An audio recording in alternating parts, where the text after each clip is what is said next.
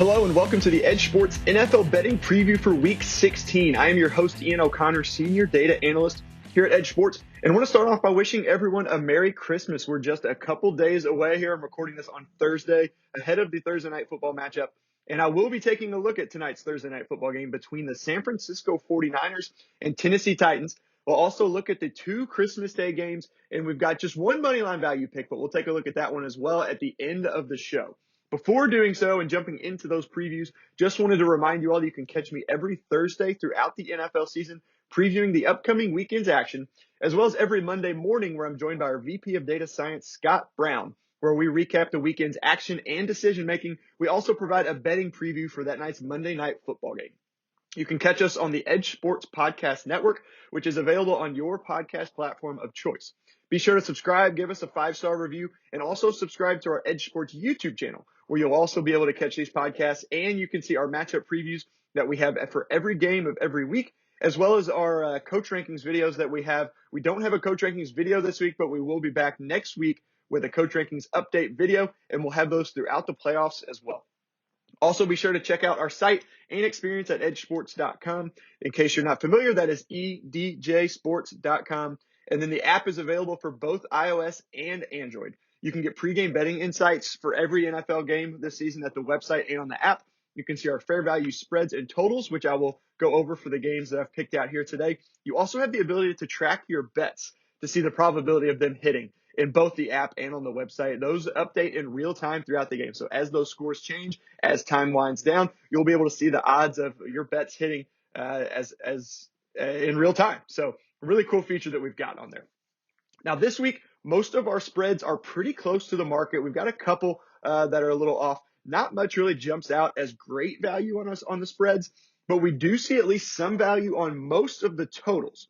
So without further ado, I'll jump right into tonight's matchup to start. That is, again, San Francisco 49ers at Tennessee Titans. Now, the 49ers are a full game clear at 6th in the NFC right now. Tennessee's 3rd in the AFC, and they're leading the South, but Indianapolis can still catch them. So a win is big for both teams. Obviously, only one can win, barring a tie. Neither team would win in that case, of course. But one team will come out on top tonight. Now, San Francisco is one of the hotter teams in the NFL right now. They've got the advantage in this one in DVOA. They're 7th overall, 4th in offense, and 9th in defense. Whereas Tennessee, despite being 3rd in the AFC, is 23rd overall, only 24th in offense and 13th in defense. And the Titans are likely going to be without Julio Jones yet again, though the good news is it does seem that A.J. Brown will be back tonight. If this game was on a Sunday, I don't think there'd be any doubt that he'd return. But from what I've seen this morning, we are expecting him to return to the field tonight. Now, that's going to help because Tennessee has the worst passing offense in the league since week 10, only 28th overall in offense in that span. So they've really been struggling here on the back half of the season. That defense has been struggling as well. I mentioned they're 13th overall in the season, but they're 25th since week 10. So not a lot really has gone right for the Titans in this back half of the season. So they face an uphill battle tonight. Looking at the spread, the market has San Francisco as 3-point favorites on the road. We've actually got the 49ers as a touchdown favorite at -6. So we give them 56.1% chance to cover that -3. And our model has them pushing or covering in 64% of simulations. Looking at some kind of the history of the spread for these two teams, San Francisco is 6-2 against the spread in their last 8 since they lost 4 in a row early in the season. 4 games overall, that is, but they're 6-2 against the spread since then. And Tennessee is 1-4 against the spread since they covered in 5 straight back in the month of October and early into November. So San Francisco, we like them to cover. They've got the edge as far as the recent trends, how they've been doing in Tennessee. So we'll see on this one, but we like San Francisco. Now the total is kind of in the middle 40s there. The market has it at 44. We've got it at 47, a few points higher. And the game reaches 44 points in 61.6% of our simulations. So, some pretty good value there. Not quite 2/3, but up into the 60s is pretty good. So 61.6. Really no trends for either team on the total. Been pretty hit or miss as far as overs and unders. Been scattered pretty evenly throughout the season. Now, looking at the public betting, 58% of the bets are on Tennessee, but 63% of the money on San Francisco. So the sharps like San Francisco a little bit more. You got some higher dollar amounts being bet on the 49ers. people putting their money where their mouth is there, like in San Francisco, and I think we do as well. Recapping that one, again, value on both San Francisco and the over. 64% chance for the 49ers to push or cover -3, and 61.6% chance for the game scoring to reach at least 44 points. Moving on to our two Christmas Day games, starting with Cleveland and Green Bay. That's at 4:30 Eastern time. Got Christmas Day football at Lambeau Field. Doesn't get much better than that. This is the ideal game for me on my day off on Christmas Day. My two favorite teams playing each other. Packers first. So gonna be rooting for the Packers. I think a lot more on the line for that one seed. The Browns still fighting for the playoffs, but I'm going to be cheering for the Packers in this one, but really can't go wrong with either one here. Now, this is a big game, I mentioned, not only for the Packers to stay atop the NFC, but as a franchise. Aaron Rodgers will break a tie with Brett Favre for the most touchdown passes in Green Bay history with his first touchdown pass of this game. They're currently tied. Also, Aaron Rodgers and Devontae Adams are tied with Aaron Rodgers and Jordy Nelson for the most touchdowns in Green Bay history by a quarterback wide receiver combo. So wouldn't be surprising to see them just kind of kill two birds with one stone and get Adams that first touchdown pass. But then they'd have to share the football, Rodgers and Adams. They'd have two records. So maybe they save the second touchdown game for Adams, let Rodgers keep that football on the first one. I'm sure it'll end up in the Packers Hall of Fame at some point. But interesting, got both of those, tied in both of those. So we will most likely see history, or at least Green Bay Packers history, on Saturday at Lambeau Field. Now, Cleveland, they're coming off a tough loss to Las Vegas, completely depleted by COVID. That game was moved to Monday afternoon, Monday evening. Had a chance to win it. Ended up giving up the walk-off field goal to Daniel Carlson. That was preceded by our worst error of the week, though, where interim coach Mike Prefer decided to punt on 4th and 3 from his own 30. Now, that might seem crazy, but Cleveland was leading by 1. There was exactly 2 minutes left. Las Vegas had, I believe, no timeouts left. They'd used them all. Maybe 1. I'm pretty sure it was 0. And then Cleveland had all 3 of their timeouts. So even if they go for it and fail, Las Vegas probably going to play that pretty conservatively, especially the way Bisaccia has coached since he's been there, especially when it comes to 4th downs. They're going to, have the field goal in their pocket, even if they do score a touchdown like we saw with the Lions a couple weeks ago where they failed against the Vikings, but still had enough time to answer. So that was a big error. The loss dropped Cleveland to 12th in the AFC. They could have been atop the AFC North. Instead, they dropped down to last. Everyone's within like a game, so last isn't as bad as it sounds. But still 12th in the AFC, still within reach of the North and a wild card.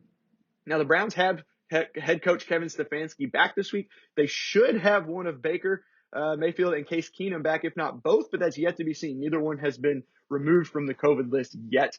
May not matter much because Cleveland, while they were 7th in offense through week 9, they've been only 20th since then. But, the good news there at Green Bay, defense has come back down to earth a bit. Not that they were great, top of the world. They were 14th in the first half of the season, but only 24th in the back half. Gave up a big game last week to backup quarterback Tyler Huntley for Baltimore. Nearly came back and won the game against Green Bay. Now, that Green Bay offense, different story. Number 1 overall, number 1 in passing, number 9 rushing. And that Cleveland defense, man, only 23rd versus the pass and 16th against the rush. So probably going to be a tough day. They may still be missing some guys on defense as well, Cleveland. It's a short turnaround, only about 5 days between Monday and Saturday. So yet to be seen, but going to be a really tough task for that Cleveland defense on the road in Lambeau against the number 1 offense. Now, looking at the spread in this one, the market has Green Bay -7.5. I mentioned we're pretty close on a lot of these spreads. We're at Green Bay -7. So only giving Green Bay 51.8% chance to cover that -7.5. Really not much of a pick either way there. 51, just a couple points above 50-50. Hard to really pick either side. Yeah, Cleveland is 1-4 against the spread in the last 5. Last week was their first win against the spread, although it came in a loss. Green Bay went 9-0 against the spread after their week 1 loss in New Orleans, but only 2-2 since then. So will be interesting to see how this one turns out. I would lean personally Green Bay on this one. I know that 7.5 is a big number, especially if they win by 7. Obviously, that doesn't cover it. But I think that offense is just really good. So, again, the model gives them 51.8% chance, just a slight edge. I would probably lean Green Bay as well in this one. Now, looking at the total, we see a lot more value. Market's at 45.5 point total. Our edge fair value is 51 points, which is tied for the second highest of the week. Again, a couple defenses that have really struggled. The back half of the season haven't been great. A good offense in Green Bay. Cleveland offense hasn't been great. but still with Keenum or Mayfield can put up some points if either one of those guys is back. 65.5% chance for this game to exceed that 45.5 point total. Again, we're 5.5 points above that, and we've got it close to 2/3 of our simulations where it exceeds that number. Now, Cleveland doesn't really have any trends when it comes to the over or the total. Overs and unders have been pretty split this year. Now, Green Bay, though, has 4 straight overs since 7 straight unders earlier in the season. So they're on an over trend right now, and that's matches up with what we think this week. So could be 5 straight overs for Green Bay for a Green Bay game in this one. Looking at the public betting, a little surprising here to me. 66% of the bets are on Cleveland, 89% of the money on Green Bay. So that part's not surprising. A really big difference there, though. Sharps high on Green Bay in this one. Again, I'm going to side with them there. I think Green Bay is just the better team in this one. Although I said that a couple weeks ago against Minnesota, who's been a little bit better in DVOA than Cleveland and got burned on that. But I would side with the Sharps on this one. So recapping this game, very slight value on Green Bay against the spread, strong value on the over. So Green Bay 51.8% chance to cover -7.5 and 65.5% chance for this game to exceed 45.5 points. Now moving on to the other Saturday game, the night game, the Indianapolis Colts at Arizona Cardinals. This is one of the best matchups of the week and one of the closest. The Colts are surging. They're trying to chase down Tennessee after their early season struggles. Only 1 game back in the division with 3 to go. And depending on what happens tonight with San Francisco and Tennessee, Indianapolis could pull even on record, though they'd still be behind on head-to-head. They lost both games to the Titans early in the year. But the Colts are currently the 5th seed. They are tied with the Chargers, Bills, and Ravens, but they are ahead of all 3 of those teams on tiebreaker. So sitting in a good spot. Need a win here, though. A win would be big, especially considering the Chargers have a game against the Texans they should win. So could see Indianapolis fall behind in that race, in that wild card race, if they don't win. Now, Arizona, though, been sputtering lately. Even with the return of Murray, kind of having flashbacks to last year where he came back from injury. Wasn't really the same. The whole team just really struggled. They won 2 out of 3 without him this year. But after they beat Chicago in his return a few weeks ago, they've lost 2 straight. One to the Rams, who obviously are a very good team. The other to Detroit last week in a surprising game. I think it ended up being 30-10, 30-13. Just was not even close. Detroit jumped out to a big lead early. Now, the Cardinals are still 4th in the NFC. They are behind Dallas and Tampa Bay on tiebreakers. Obviously, Green Bay a game ahead of everyone. They're at the top and has the tiebreaker Arizona. But still, so looking good. They're leading the division. Only on tiebreaker over those Rams. So these last 2 weeks are going to be huge, not only for them, a lot of teams in the league, but looking at this one, Arizona, this is a big game. And these 2 teams evenly matched. Indianapolis, 8th in overall DVOA, 10th in offense, 8th in defense. Arizona is 9th in overall DVOA. They're 17th in offense and 5th in defense. So 2 really good defenses. Really no surprise there. A couple of interesting things to watch that I pulled out here, some first half or second half trends.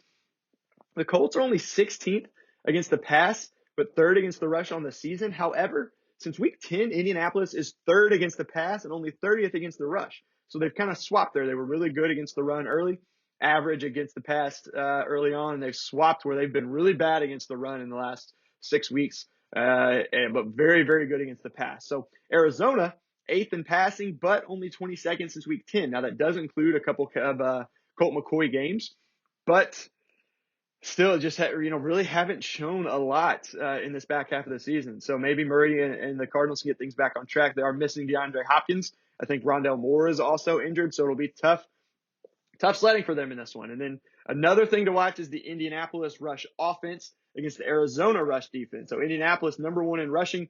Sure, you've heard Jonathan Taylor, potential MVP candidate, is a top running back.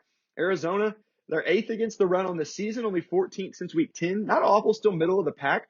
So it should be a really good matchup to watch there, see if Jonathan Taylor can keep rolling or if Arizona can maybe contain him a little bit and make Carson Wentz beat them this week. So looking at the spread, it's currently at Arizona -1. This one could see some change because it's down from -3.5 to start the week. It was at a pick'em yesterday when I was looking at this. Now at 1 point in favor of Arizona. Our edge fair value is Arizona -2. So we give them the very slightest of edges to cover at 50.1%. So almost 50-50, 52.3% chance to push or cover -1, basically to win, 52% to win for Arizona. So really not a great pick either way here with that spread being so close to a pick 'em. And with us having this game, as almost a pick 'em at nearly 50-50, though Arizona does have the slight edge. And looking at the total, we've got a little bit more value, still not a ton on this one, but we do, as in most of the games I mentioned, see some value in the total. So the market's at 49 points. We're at 47 on this one. So 55.7% chance to fall short of 49 points. Not surprising to me, again, considering the strong defenses that I mentioned overall in the season. So, we like this one to stay under, but it is still pretty close. Now, interestingly here, the Indy over is 5-2 in the last 7, and the Arizona over is 4-2 in the last 6 since their first loss to Green Bay back in week 9, I think it was. So the overs have been hot for both of these teams lately. We still like the under with those defenses in this one. Now, here's something. Looking at the public betting, I was shocked when I saw this morning. Not necessarily that it's, all the money and the bets here are on Indianapolis, but it's 76% of the bets and 96% of the money on Indianapolis. So, again, not surprising that it's Indianapolis. They've been very good lately. The Cardinals have struggled. But, man, for that much for it to be that heavily in favor of Indy is a little bit surprising considering how close that we think this game in the market. So we'll see if those numbers come down. I would imagine in a game like this, it's not going to stay at 96% of the money on Indy up until game time. As we get closer, I would think we get some more money on Arizona. But we'll see. Again, they're missing some players. Kyler Murray really hasn't been the same. So it'll be interesting to see how that money and those bets move as we get closer here in the next couple days. So recapping this one, there's really no value on the spread, slight value on the under. Arizona, 52.3% chance to push or cover -1, 55.7% chance to fall short of 49 points. So now moving on to our money line value pick. We didn't do so well in our last podcast a couple weeks ago. Carolina fell to Atlanta. Las Vegas got absolutely clobbered by Kansas City. Though Las Vegas was our long shot pick, didn't exactly expect them to win. We just had them a little bit higher. I think we had them in the 30% chance to win versus the market was, I think, around 23%. But I hope to get back on track this week. Just one pick this week. It is an underdog again. Going to go back to the well with Detroit over Atlanta. Picked them a couple times early. They almost had the win against Baltimore where they lost on the record field goal by Justin Tucker. San Francisco in week 1 almost came back and got that one, but got blown out in another one. So seeing if we can get Detroit. They've got a couple wins. They've played really well lately now, winning 2 of 3. I mentioned the upset against Arizona last week. Now, important to note here, we are accounting for Jared Goff to come off the COVID list in our numbers. So our numbers would change if he's out. The market would move if Goff starts. So again, we have Goff. If it's going to be that Tim Boyle is going to start, we will adjust for that. If it turns out Goff is going to start, because it looks like the model's probably accounting for the market. Could be wrong, those 6 points, maybe that might move more in Atlanta's favor. The market could also be accounting for Goff. But either way, we will adjust depending on how that turns out over the next few days. Right now, though, Detroit, 48% chance to win by our numbers versus the market implied 32%. That 16% difference is a big difference that we see there in the moneyline value win probability numbers. Atlanta, they're dead last in DVOA still, but they're confusing. They've got 6 wins. Some of those have come against some bad teams. Carolina late in the season. I think they had one over the Jets or the Texans, one of those bottom of the barrel NFL teams. Jaguars maybe. So, despite those 6 wins and still being in the playoff race, they're dead last in DVOA. They're 31st in both offense and defense since week 10. Now, while Detroit hasn't been great this season, obviously with 2 wins and a tie, really, one of the worst teams in the league, they've been better in the back half of the season, though, they're still 24th in offense, 27th in defense. Not great, better than what Atlanta's been. This one is, we've got the numbers here. We like them a little better. More of kind of a personal kind of gut feeling for me here, too. So we've got 2 bad teams, but I really like the way the Lions team has played for most of this season. They've really been fighting in a lot of games. Dan Campbell has been very aggressive on 4th downs, really, putting his team in the best position to win. So the Lions are my money line value pick this week. So that will wrap up our week 14 preview. Quick recap, just for those of you keeping track at home. For tonight's Thursday night football game, we've got San Francisco with 64% chance to push or cover -3, 61.6% chance for that game to reach 44 points. Our first game on Christmas Day, we've got Green Bay with 51.8% chance to cover -7.5, very slight, and then 65.5% chance for that game to exceed the 45.5 point market total. And then that nightcap on Christmas Day Arizona, 52.3% chance to push or cover -1. Again, basically 52.3% chance to win. So very slight there. And then 55.7% chance for that game to fall short of 49 points. And then that money line value pick, one more time, just went over that. Detroit, 48% chance to win versus a market implied 32%. So that will do it for this week's betting preview. Again, be sure to check out all of our pregame betting insights for week 16 and beyond. We'll also have playoff information, betting insights.